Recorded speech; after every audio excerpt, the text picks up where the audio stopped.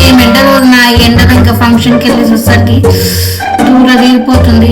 మళ్ళీ పైగా ఫంక్షన్లో అందరు ఇన్ని నగలు వేసుకొని పెద్ద ఫ్యాషన్ షో పెడుతున్నారు. నాకు ఇట్లనే ఇదైపోతుంది. అవునా ఝాన్సీ, ఈ ఎండలు వెళ్ళటమే పెద్ద కష్టము. మరి దానిపైన ఇది అడ్డమైన క్వశ్చన్ పై నుంచి కింద అవునదినా ఒక ఆంటీ వచ్చి నేను అడిగింది చూడు.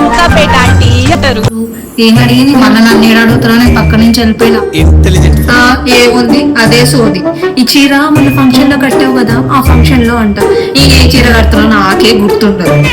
అసలు చీరనే కట్ట కట్టిన నేను ఈ రోజు. ఆమెకి ఎందుకురా నేను ఏ చీర కడతా, కట్టాను, డ్రెస్ చేసుకుంటా ఎందుకు? ఇంకో ఆమె వస్తుంది అసలు. అబ్బా ఈ చైన్ పట్టుకొని రోల్డ్ గోల్డా అమ్మా, ఎందుకురా నేను వేస్తా ఎయ్యా. అందుకే వాళ్ళు ఏం క్వశ్చన్స్ చేశారో నాకు తెలుసు. అందుకే నేను చనిపోయా. నేను తప్పించుకున్నా మంచిగా. నేను ఇందాక ఒకటి చెప్పడం మర్చిపోయా.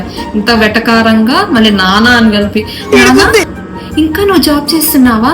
నానా ఎందుకు? వెటకారంగా నేను జాబ్ చేస్తున్నా అని అడగటం ఎందుకు? ఇంకా చూడు నాన్న, నెక్స్ట్ ఎప్పుడు ప్లాన్ చేస్తున్నా? తొందరగా కానివ్వండి.